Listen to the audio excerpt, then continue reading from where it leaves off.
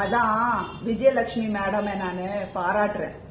குரல் கொடுத்துருக்காங்க அத்தனை வருஷம். அவங்களோட வலி, வேதனை, துக்கம், வாழ்க்கை, வயசு, டைம், பைசா எல்லாமே ஈஸியா எடுத்துடுறாங்கல்ல. குரல் கொடுக்கணும். குரல் கொடுக்கலனா தான் நிறைய பிரச்சனைகள் வருது. நிறைய பெண்கள் இப்ப அடி வாங்கி மிதி வாங்கி நம்ம நாட்டுல இப்படிதான் இருக்காங்க. 1-2 பேர் வராங்க.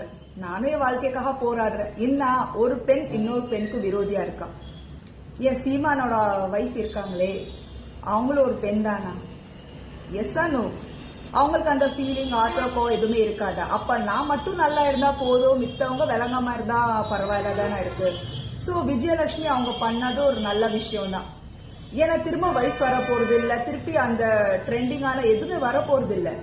அவங்களோட வலி வேதனை இப்ப வரைக்கும் இருக்குன்னு யோசிப்பேன். அவங்க ஃபேஸ், அவங்க ஃபீலிங்ஸ் எப்படி இருக்கு? எனக்கு அழுவே வந்துருச்சு, கஷ்டமா இருக்கு.